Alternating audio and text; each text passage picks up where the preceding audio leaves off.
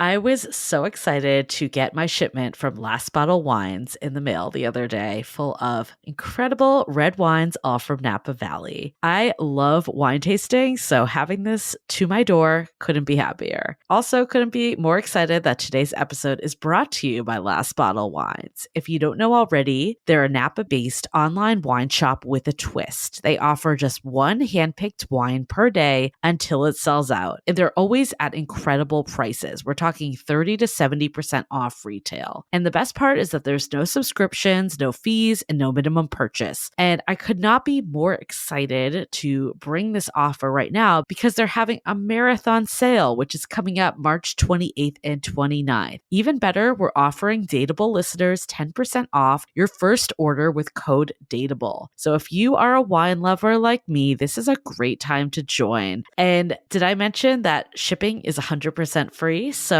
what are you waiting for? Mark your calendar for March 28th and 29th, or get on it earlier if you want. You can sign up at lastbottlewines.com and use code DATEABLE and find out why Last Bottle is the most fun way to discover and buy amazing wine. This episode is made possible by Badlands Pets. As you all know, Mojo, my precious baby, is the reason why I found love in the first place. He made me feel love again. So I would do anything to ensure his health and longevity. And actress Katherine Heigl and I have that in common. She's helped save over 16,000 dogs through her foundation. And after doing a ton of research, she feels there's one place we can look to improve any dog's health, and that's their food. So fortunately, she found that just by adding a few special superfoods to her dog's food, she saw huge transformations in their health. So she's made a 20-minute video explaining step-by-step how anyone can do the same thing to see incredible changes in their dog's health. I've definitely re-looked at what I'm feeding Mojo and making sure that, hey, he only has one life to live, and I want to make sure it's the best damn life. So if you want to keep your dog healthy and happy, go to badlandsfood.com/dateable and watch Catherine's video right now. Again, that's badlandsfood.com/dateable. The Dateable podcast features real stories from real people of how they make modern dating work, or not. I'm your host, Yue, former dating coach turned dating insider, if you will. On each episode, you'll hear commentary from my producer, Julie Krafchick, and other surprise co-hosts. This episode is brought to you by Making Ways. Making Ways is a podcast that shares the unexpected paths to creative careers. Just like we hear stories about people's journey to finding love, Making Ways shares people's journey to finding a career they love. You can find the podcast on iTunes, SoundCloud, Spotify, and all major podcast apps, or visit makingways.co to learn more.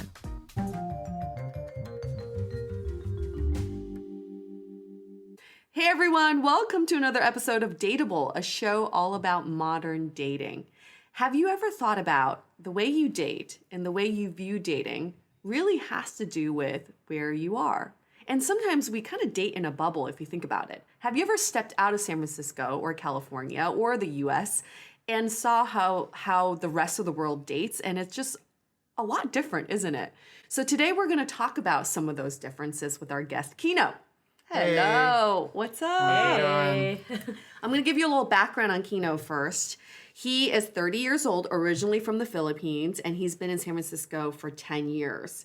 Now, he wrote in to us and said, guys, I grew up in the Philippines. I'm used to this traditional type of dating. He's been in all these long-term monogamous relationships. You were actually engaged for a few years as well, right? Yes, 2 years. 2 years. And now you're dating in the U.S., this whole dating multiple people and using all these dating apps. You're just clueless about what it's like to date here, not just in modern times, but also in this culture. So I want to learn more about you dating in the Philippines. What does that mean when you say a traditional style of dating? Because for some of us, you know, some of our listeners have never done the traditional dating before. Right. Yeah. Well, I guess growing up, we didn't really call it dating. It's more like courting. So all your focus is basically on one person, and usually that person will be the one like you're gonna marry. Basically. Wait, hold up. One person at a time, and then you're going to marry them. This is all foreign. to us. Yes, it's one person at a time, and yes, I feel like now it's very different though. Like, in the Philippines is very Americanized. I'm sure now there's so many like people like just dating around. A lot of expats live there too, so I'm sure that culture translates really quickly to the Philippines. So you were there 10 years ago, or were you no, anywhere before? so I grew up there in the Philippines up to high school, and then I moved to Indonesia for 2 years, where I started college, and then after that, I moved to China in Shanghai for a year. Wow, so you're super international.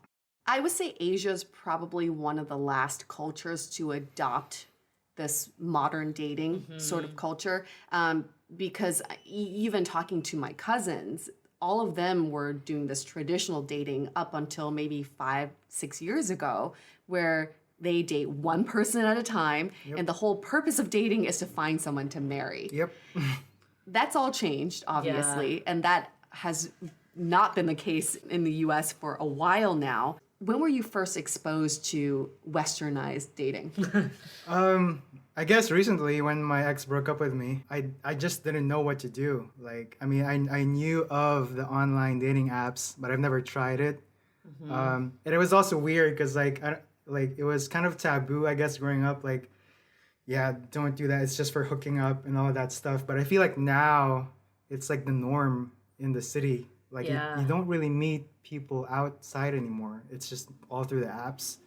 I've had this sort of wanting to write a screenplay about an alien that comes down to Earth to date for the first time, and just being like, why are we still messaging hello? Why are we still online? Why can't we see each other in person? Like, what's the holdup? So that's one of the main complaints we hear about modern dating. But then I would throw it back at you and say, well, you were traditional dating for so long. You were engaged. None of those worked out. Do you think that had anything to do with the changing culture of dating, or was it just the way it was?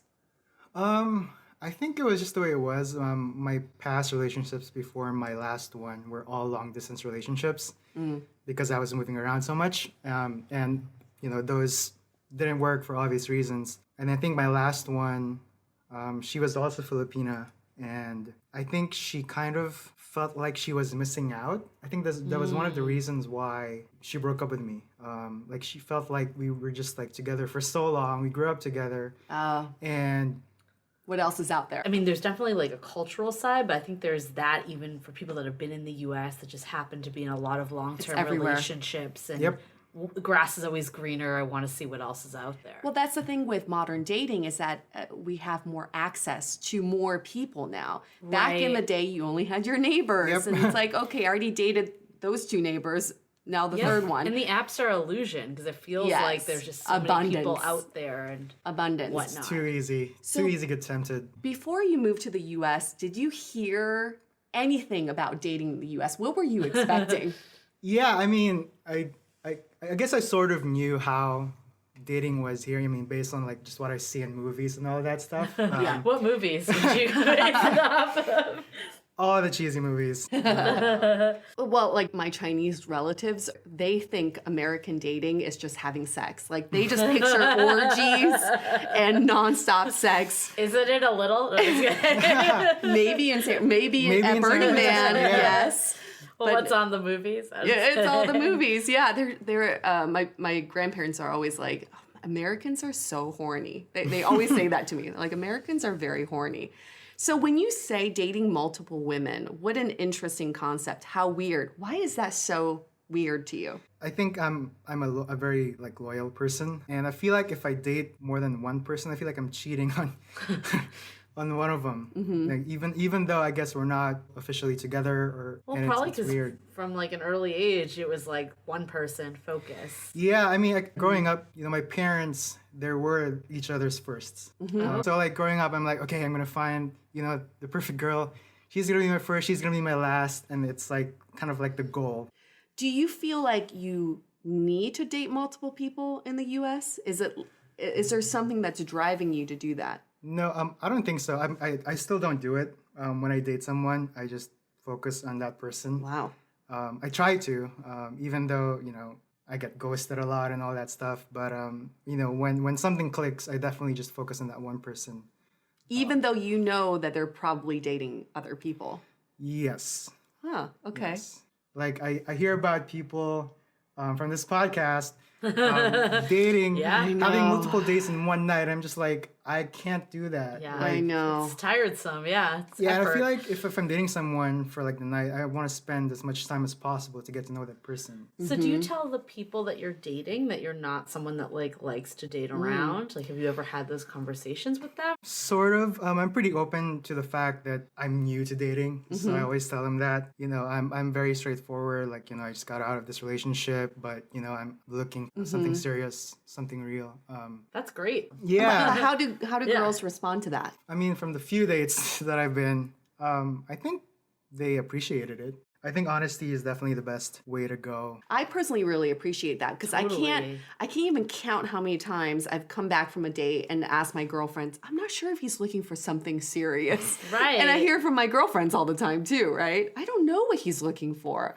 But it's nice that you put that up front. And if the girl's not looking for what you're looking for, then she'll probably just weed herself out. Yeah, exactly. And it's been tough. Like I mentioned that I'm straightforward about, you know, I just got out of this long-term relationship. And it's a little unfair because they seem to like think that, oh, wait, you're not ready yet. Oh, you haven't gone on that much dates. Maybe you should date more people first. Someone actually told that to me. When did you get out of this last relationship?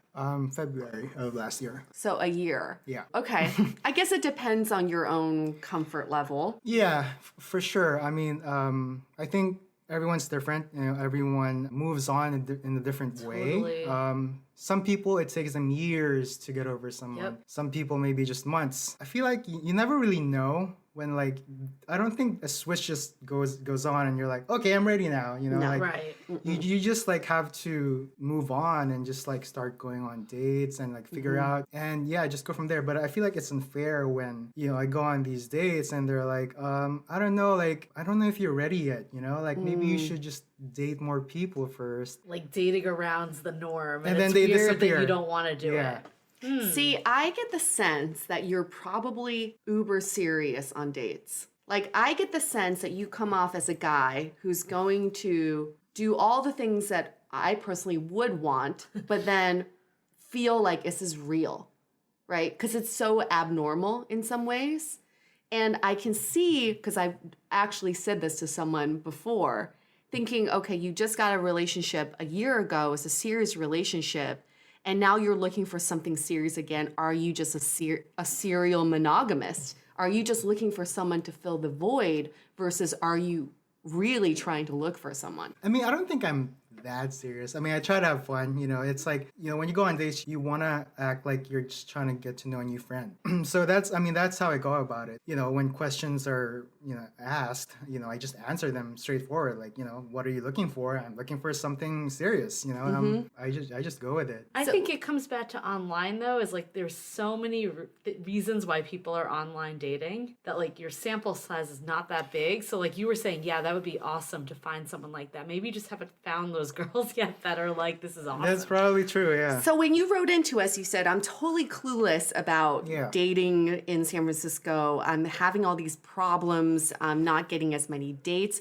List out all the problems you're having and let's hash it out. Okay. Well, first of all, I'm not getting any matches.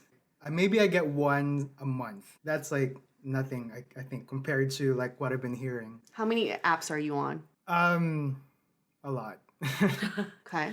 Basically all of them. You know, Bumble, I've never gone on a date on Bumble. My best date was from Tinder, which is weird, I think. But yeah, I've been maybe on like 5 or 6 dates. Now I took a little break. Like I deleted all of them. But Done with the cycle. yeah, the cycle. But yeah, I mean, when I was active, I was very active. Like, you know, every day I would swipe. Okay. You know, it came to a point where actually I think it was about the time where I wrote in. I was so frustrated. Like, I was just like watching TV and swiping, like without even looking. And I got maybe one match from that. Okay. I've heard other men complain about this too. And like, I've been like using the apps again and I wouldn't like, it's obviously as a woman you get more in general, but I see a noticeable difference from a couple years ago when I was on them. And I think like not even just matches, like people messaging. And I think that a lot of it's just like fatigue of them too. Yeah. And also, some people are just not meant to be on apps. You might just be that guy. You know, I feel like you're the type of guy who's going to meet someone through an introduction, through a friend of a friend, through a coworker. I think the apps are just so quick and simple that it's just, it doesn't feed your needs at all. Okay, so problem number 1, no matches, lack of matches. Problem number 2. I guess the first dates and a few dates that went to like a second or third date, but nothing more than that, except for my last one, which is in a weird limbo. Yeah, it's more of like, yeah, I go on these first and second dates and I try to, get to know them.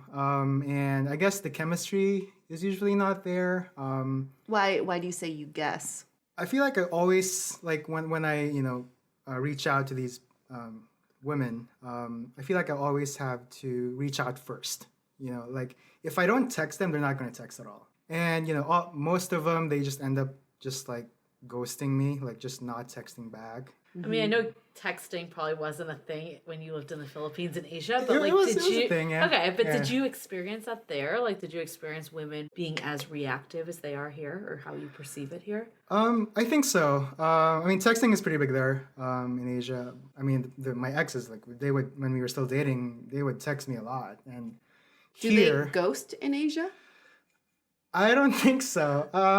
Probably now a lot of ghosting happens, but back then I think like when you pick someone and that girl like agrees to go out with you, I think she's already agreed to like be with you forever. Interesting. Pretty much. But also back in the day, there was accountability. You're being introduced by a mutual party. So if they screw you over, Right. then, the word gets back to Right. whoever set you up. Like now there's no accountability. Bob on Tinder, who cares? Yeah, I'm who never gonna cares? see him again. They're not a real Yeah. person, really, until you meet them. And then when you meet them, it's like, well, we have no mutual friends. Right. I can Yeah. do whatever be a I dick, want. I can be like, Yeah, I rude can be to an them, asshole. and no one's gonna find out. So you're experiencing the lack of accountability when it Yeah. comes to dating. Okay. Why do you think I'm going back to what you said. I'm guessing that chemistry was not there. When you say that statement, is it because someone said that to you or you're just making an assumption? I'm making an assumption, but I feel like, I mean, personally, I think chemistry just doesn't happen like immediately. I'm sure for most people, like, once you start talking, you feel it. But I think for a lot of other people, chemistry happens over time because you're still trying to get to know the person. Sometimes in the first or second dates, they're not as open, and then they slowly warm up to you, slowly be more open, and then you realize your similarities and all that stuff on like the fourth or fifth date. And I mean, usually it doesn't get to that point. So how is it with your exes, like when you were more singular focused? Did you feel that chemistry or did it build over time? I think it was a mix. It was a mix of both. A few of them, they were my friends first. So we already knew each other. And I think, that's also like one of the good things about, being with someone who you are friends with first. Yeah. Yeah. Because you know that person and how the person is, and you just accept that person for who he or she is. So Yeah, there's something, God, I keep thinking about this. If you're on a date with someone where you know them sort of, or you have a mutual friend, the dynamic on that date is so different than coming cold It is. Yeah. and knowing nothing about them. Definitely. And I feel like maybe your demeanor when you come in cold is probably so different than how you would normally act on like a date with someone you have some sort of comfort level with. So that's probably another issue too. It's like coming in cold with a perfect stranger. What other issues are you experiencing? yeah, I think when I do get matches in the apps, like women seem like, I mean, in my experience, women seem very cold. Like I try to get like conversation going, try to get to know the person first, so we at least have something to talk about on the actual date. But then it's just like more of just like a yes or no like answer, and nothing continues. Isn't that so funny? There's like this whole guilty until proven innocent mentality when it comes to online dating. Women experience the same thing. Yeah. If I'm talking to someone and I make the first connection, first piece of communication, somehow the other person feels like I'm putting them on a pedestal and I'm trying to get their affection and get them to like me and get them to ask me questions. So I'm like feeding into their ego. There's something really weird about that. Like you're trying to prove yourself to these people that you haven't met. Well, I think like a lot of this, I mean, I'd be curious to ask you more about just like other things besides online that you've done, but like I think a lot of this is just general online dating, and I think some of it's like coming, I know it's probably coming just like to you as like a total culture shock. Yeah. Because you've never really dated before. I think a lot of this is like stuff that even people that have been dating years and years would probably say, like none of this is like, oh my God, this is so unique to you. That should hopefully give you some hope. We in a hear way, this over and over again. Your skin is just not thick enough. Yeah. I think some of it goes back to just like, is it a natural way to meet someone? I've done a lot of online dating, but all my significant relationships have been just in person, just organic, over time, something just happening. Like, have you tried like doing any social events that you can meet people? Like what's been outside of online app experience? Yeah, I've gone to a couple of meetups, and they were pretty fun. I just like recently, just like after that, I just got really busy from work, and it's just like when you're busy, it's just too easy to go to the apps. And like I'm also not the type of person who would just go out at bars and like just Approach women. Yes. It's I'm just not that type. It's weird for me. I mean, I probably need to learn how to do that, but yeah, most of, my exes are the girls I meet from common friends or And I'm guessing they've known you over time, and then that attraction grows over time. I think it's an interesting thing that you said, though, that I don't have time, so I go to the apps. Yeah. But then you also know the apps don't work that well exactly. for you. So is it worth assessing, like, if that's the right time allocation, I guess? Yeah, that's very true. I mean, for me, the apps don't work, but I feel like there's a lot of successful relationships through the apps. Totally. And it only takes one. It does. Even though you swipe out of like a million people, it just takes one. What are you looking for? I'm looking for something real. Like, I think I'm ready. Like, I was engaged and I was ready then. I definitely hurt a lot after that relationship. After that, I've definitely learned so much about myself and what I actually want from a person. That I think, I'm just ready for the next thing. I would like to go on more dates to get to know more people. But yeah, that's the end game. I'm just going to play fake psychologist for one quick second because you're really qualified. Because I'm really qualified, you guys. I got my certification from Udemy. The sense I get from you, Quino, is that you're still healing. And the women with their comments about like, I don't know if you're ready, part of me feels that way. And I'm not saying you're healing from that last relationship. It's compounded healing. I feel like you haven't specifically addressed some of the hurt you felt in the past to move on, which is hurting your self-esteem. And that's what I'm feeling from you. It's like there's a little part of you that you're not willing to give yet. And you're holding back a little bit. And if I were on a date with you, I would feel like, gosh, he's hard to read. I'm not sure if he's looking to fill a void or he's actually wanting a relationship. That's the sense I get, right? That's what Udemy would tell me to tell you. But that's enough of my little like fake psychologist. But I do want to say though, for anyone who's feeling this frustration, we hear it all the time, this dating fatigue from apps. You can't put all your eggs in one basket. Yeah. And that's what happens a lot of times. You're like, you default to these apps. It's easy to do. It's accessible. But at the same time, it's going to frustrate you. It's going to hurt you. And it just makes you hate it even more. Like, did you have a lot of time between, like, I know you've had a lot of long relationships. Like, what's been like the timeline before the next one? It's usually within a year, sometimes less. So you're coming up on that year. You're like, I'm coming up on that year. What do you think of what Yue just said? No, I think you're pretty spot on, like what women feel. And I think, you're definitely not wrong about like what my current situation is. I mean, I can't like I can't say like what I feel right now. Like, I mean, I'm sure it's partly true that maybe I'm still hurting, and I think I agree with that for sure. I mean, at the same time, it is unfair, when I go on these dates and women feel that way, that they just like push me away just because of that reason. It's not like we're gonna get married next month or anything. I mean, we can still get to know each other. I feel like when you're trying to heal or get over someone, you don't need to do it by yourself. It's all about the in between, like who helps you, like your friends, maybe the next person helps you get over it. I do think there is a little bit of danger to think about, I don't need to do this healing process by myself. I'm looking for someone to help me. That's fine, but I think it does come from within. And from one of our season finale episodes, our guest Dave said, after his divorce, so he went through a heartbreaking divorce. He worked on himself for a year. And in that year, he didn't stop dating. It's not like, you just cut it cold turkey, but he was dating to find himself, not to hop on that next relationship. But through dating and through therapy in that year, he found himself. And I would say we could all do this in our healing process, is to focus inward. Yeah. What can I do to improve how I'm feeling right now? Because you're obviously not happy with the state of things.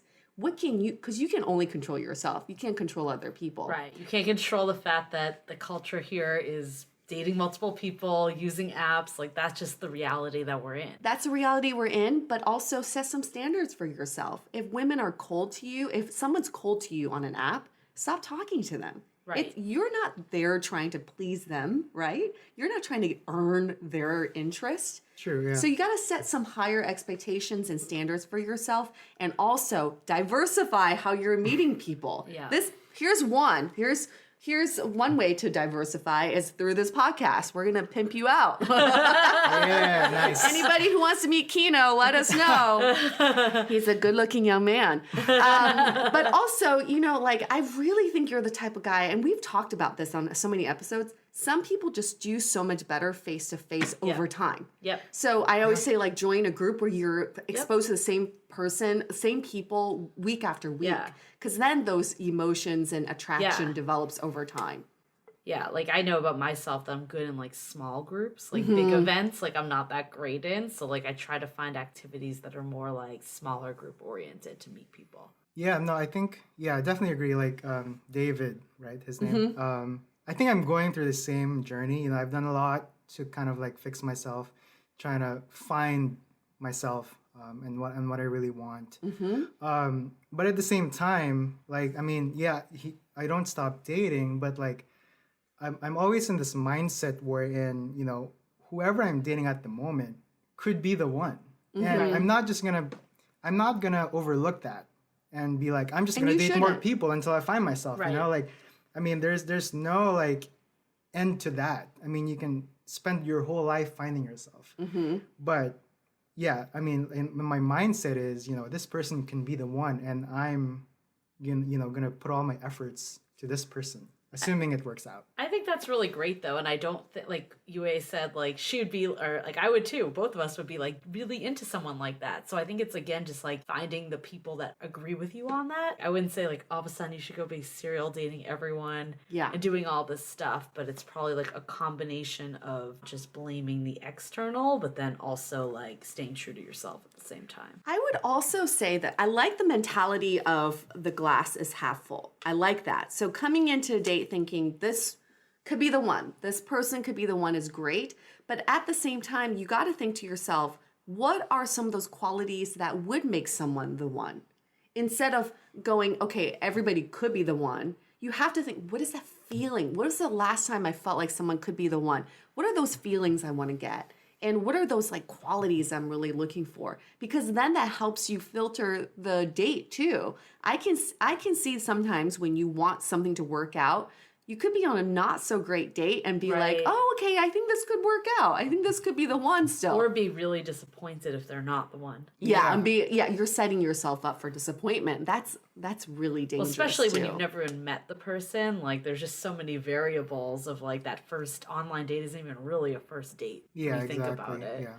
It's shocking to me how many times Julie and I will meet men just like you who are having a hard time dating, and we're both like, why? Like, I don't understand, because all of our girlfriends would say they're looking for someone like you, but there's a mismatch. Like, Why are you aren't guys finding not each other, finding each other? It's time to take a quick break so we can tell you about the latest service we have been building over at Dateable. Dateable is teaming up with Hired Club to provide headshots for your dating profiles.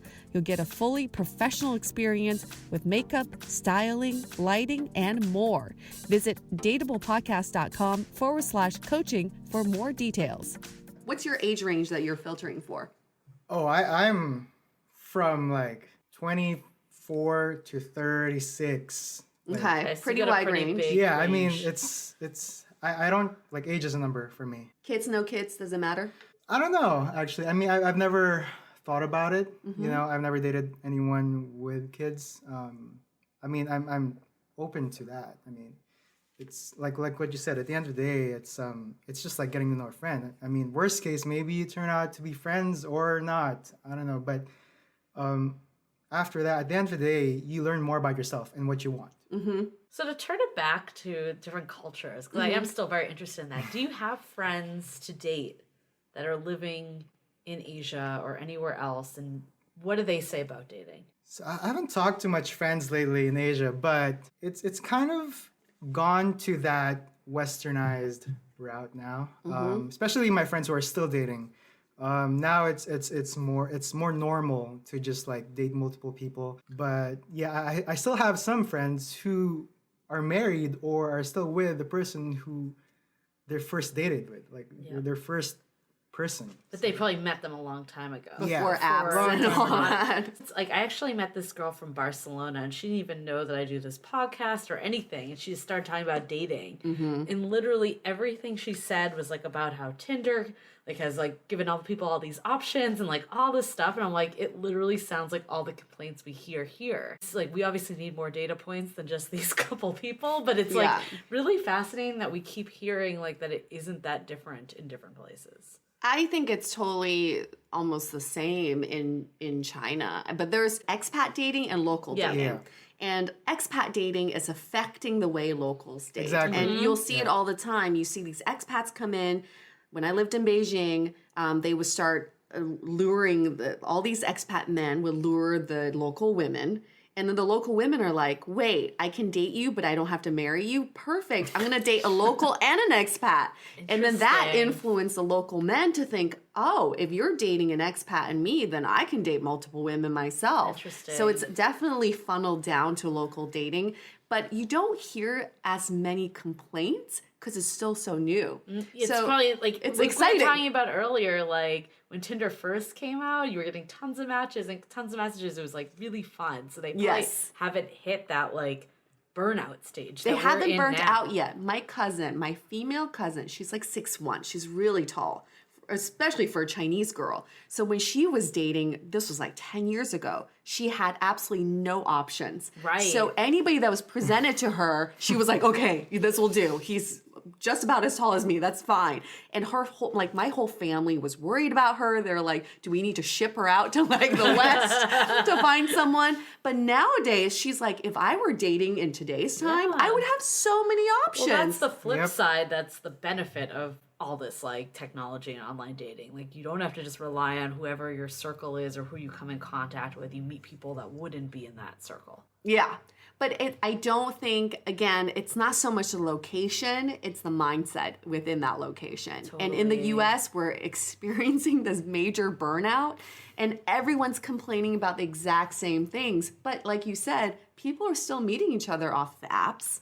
It still happens. Yeah, Well, it like still you said, happens. it just takes one. It's like you might Yeah, have it to just just takes go one. through a bunch of shitty dates or like bullshit to find that person. And I don't want to sound like a broken record, but we've also talked about this a lot.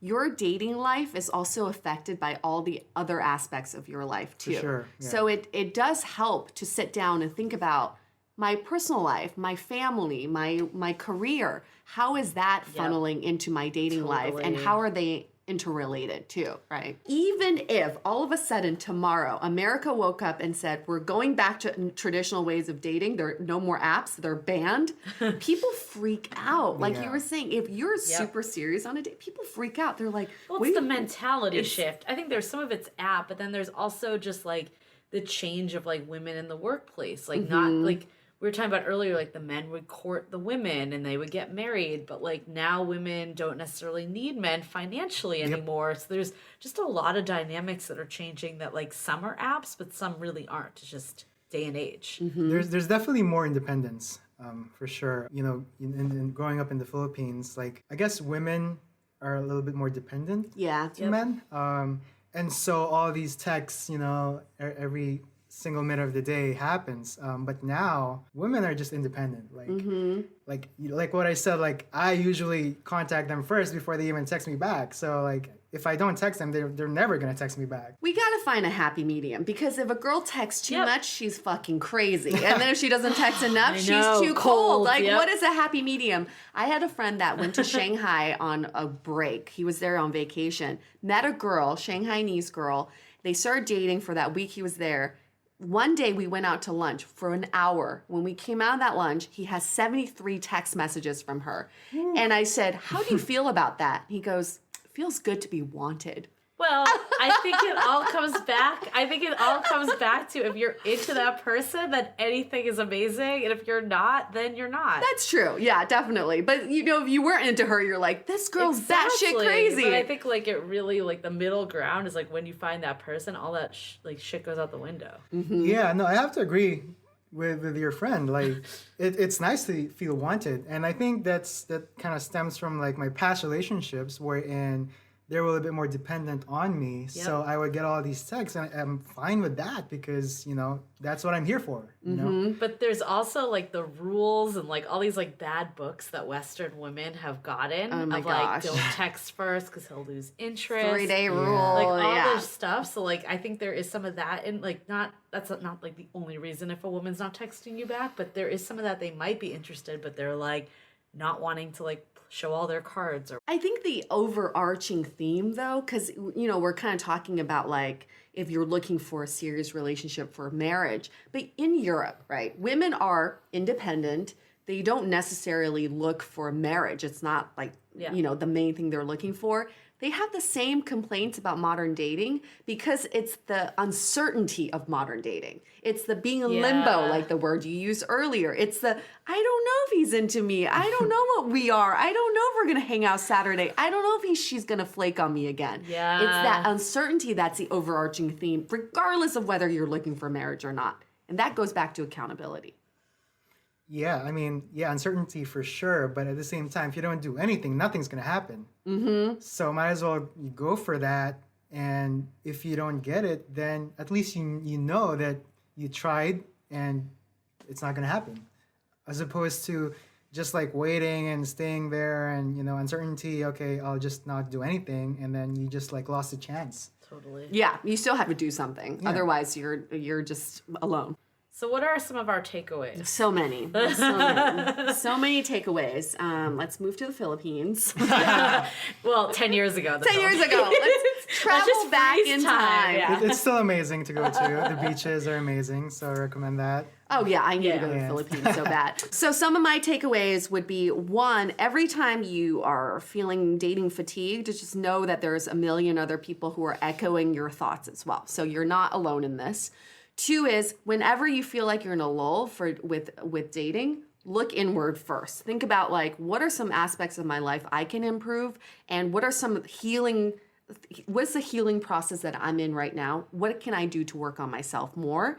And then three, I would say it's all about this like this having standards. I say it all the time, but it's like we got to filter better. We really got to filter better on the apps, online and also in person. When you're on a date with someone, it's not your goal to get them to like you. It's your goal to get to know them. Those are two very different things. So we got to have better and higher standards for that.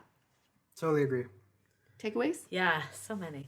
So many. I think you should keep doing what you're doing by pursuing someone and like going all in with someone, because there's something really like beautiful about that. For the right person will give you the edge up over these people that are more like loosey-goosey and not like really locking it down and doing stuff. So I think there is something about that art of chivalry and like pursuing, and what was the word you used? Like courting. I know it's like a forgotten word, but that was like a big thing back in the day. And I think there's something really nice about that. And like looking back on that too, like when you're in a relationship, like thinking about those early stages, like it's really like part of the whole relationship. So I think people should do that more. Like, I don't think that you should do it less. But I do think like the reality is like even in the Philippines, even in China, like this shit's happening. So it's like, how do we deal with it? Like complaining about it, and not that you are complaining about it, but just like, you know what I mean? Like sitting there and being like, oh, I don't want to be on any app, or I don't want to be doing any of this. Like that's only going to get you so far either. Yes. Keep doing the romantic things, the gestures that you're doing, but make sure you're getting the response you're getting that you want to get versus pursuing blindly. Yeah. Right. And I think the putting all eggs in one basket, like I would try to find more ways to meet female friends and let it evolve, because that's like, you know that about yourself, and you know that's how your past relationship started. Yeah, you shouldn't turn off every app. Like you said, it only takes one and it's worth keeping, but it shouldn't be like the only thing either. Yes, definitely. Do you do yoga by chance? I've been wanting to. Oh, you should gold mine. You should turn it into a New Year's resolution. All women, but also working on breathing, working on meditation, working on yourself. Like we know a lot of friends. This is something I would never do because I'm not a morning person and a super athlete. But like we have like November Project is like a lot of our friends have met significant others through there, because it's like they all work out together. They all like meet each other. It's the same people like consistently. So it's like finding what that is. Like that's not my thing, but like someone else, that could be their thing. Yeah. I think it's just like what Dave did on his episode. He said he just tried out all these different things. He tried like a rec sports league. Right. You know, you just push yourself out of your comfort zone and try things that you're like, I kind of want to try it, but I'm kind of scared to try it too. The reason why I say yoga would be so great for you is because I get the sense that you're a sensitive person as well. And I get the sense that you want to meet a girl who's like in touch with her feelings. And yoga is a great way to do that. The numbers are in your favor. Yeah. And when you get to a point where you feel good about yoga, go join a yoga retreat. I'm telling you, it's like all my guy friends who've gone to yoga retreats come back with a girlfriend. Every time, like, without fail. They're like, we ate all this great vegan food together and talked about our feelings, and now we're in love. Well, I think like you were saying too, it's sometimes hard to carve out that time, but like if you have like an intramural league that's like every Wednesday at 6 p.m., it's like kind of like there for you. Yeah, and it's consistent. You need consistency. True. That's what you really need. I mean, I don't think that much girls play basketball, but that's my league right now. Well, there you go. Then you do a co-ed basketball league. Yeah. Anybody out there? Bueller, anybody? If you're in a co-ed basketball league, let us know. You can bring me to yoga too. It's a basketball yoga. Do you have any takeaways from all this?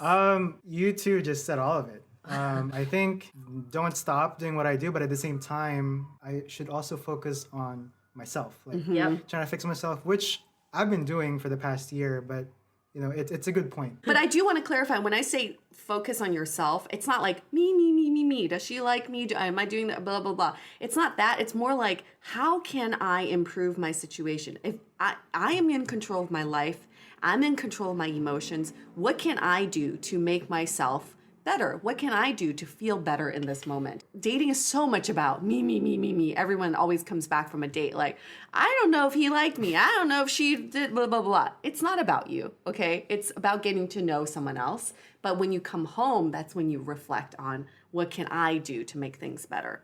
We do have a question of the day. Shall we get to it? Yeah. Quickly. Question of the day comes from Jimmy. I've been dating someone really great for almost a month, and we haven't had the DTR conversation yet. define the relationship for you newbies. I really like her, but I'm wondering if I should stop the dating apps. When would be a good time to phase out the apps, and how should I broach the subject with her? Well, well. I would say, Jimmy, if you feel uncomfortable about broaching the subject, you may not be with the right person. Because if you feel so comfortable with her, you really like her, it's been almost a month, you should feel pretty comfortable about, hey, just to let you know, I'm going to delete all my apps. How do you feel about that? I'm ready to be monogamous with you. I'm ready to define the relationship. I would also say, like, sometimes we forget that we're on apps.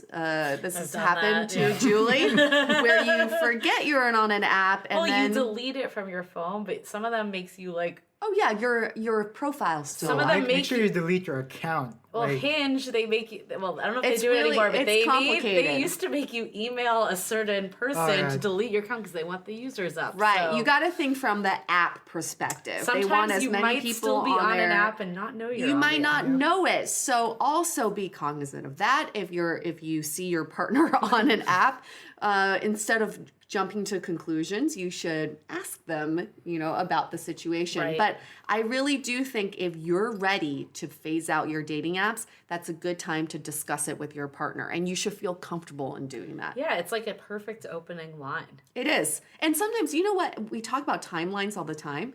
Everyone's timeline's different. You could be dating someone for like a week and say, I'm ready to cut out all the apps, or date someone for like 6 months and then decide. I also feel like the DTR conversation, like, yeah, you want to make sure you're on the same page with someone, but I think if you're like with someone, like you just like have a vibe, a month in isn't that much time and people move at different paces.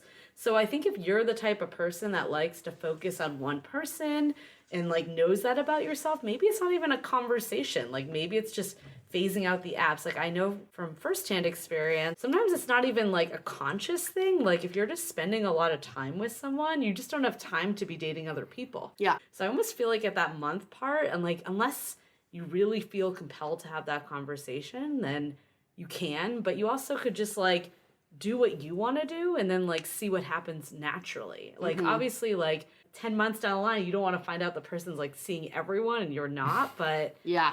I don't know, I think it will come out naturally as well. Or at least it should, if you're with the right person. Yeah, totally. I mean, I was in the same boat actually a month ago, and I actually deleted the apps. That's the reason why I deleted my apps, except for Tinder, because that's how I met her.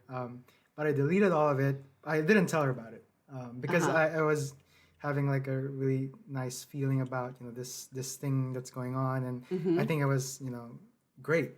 But now it's in a weird limbo. So You can always reactivate them. Like if you're the type of person that likes to have more of a singular focus once you found someone, there's something nice about someone that will like dive in and not just like be constantly like rotating people and meeting people at a very shallow level.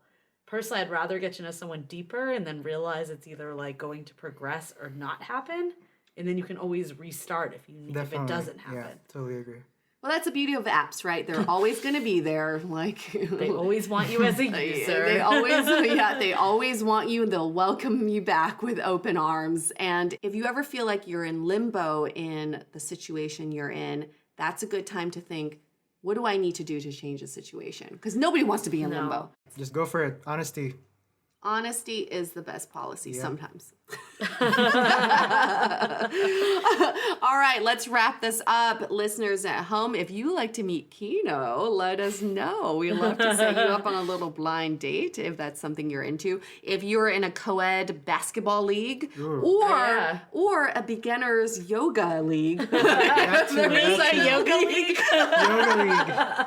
We compete in yoga poses every Monday. I started climbing too, so Oh, that's a great way. if anyone wants to Amazing. blame me physically and emotionally, Come belay me. Oh, that should be your tagline on your dating apps. I feel like Come belay me. climbing gym's a good one. Climbing gym's a good one, except the numbers are not in your favor. No, There's a lot more men. But you That's can really true. step up and help a girl out. Yes, damsel true, in too. distress. And also, if you like to be a guest on our show, we are still looking for guests for season 6. We love to hear what you have to say about modern dating. Or I still love this topic of like dating in other places. And like if Yes. you have seen a dramatic shift from either somewhere else in the US or internationally, we'd love to hear from you. Yeah, international dating. Let's take Dateable international. Yeah. Okay, on that note, stay Stay dateable. Your action item for this week is to balance out your time between dating apps and finding ways to meet people in real life. So, one of the tricks we talked about was for every hour or half an hour that you spend on these dating apps swiping, you should also spend that equal amount of time searching for new activities or experiences where it could provide an environment for you to meet new people. This episode is brought to you by Making Ways. Making Ways is a podcast that shares the unexpected paths to creative careers. Just like we hear stories about people's journey to finding love, Making Ways shares people's journey to finding a career they love. You can find the podcast on iTunes, SoundCloud, Spotify, and all major podcast apps, or visit makingways.co to learn more. If you didn't know already, we have a revamped website with articles, videos, and content all about modern dating. You can also find our premium Why series, where we dissect, analyze, and offer solutions to some of the most common dating conundrums. We've had some great feedback about how actionable these episodes are, so check them out on our website or iTunes Music. Also, visit the site today to see the latest about coaching, where we connect you with Dateable approved experts to help with everything from dating profile reviews, coaching, and even gathering real feedback about your dating style in a personalized and affordable way. To connect with us, visit dateablepodcast.com. You can also find us on Facebook, Twitter, and Instagram, all under Dateable Podcast. Don't forget to subscribe and auto-download the podcast on iTunes or your favorite podcast player so you never miss an episode.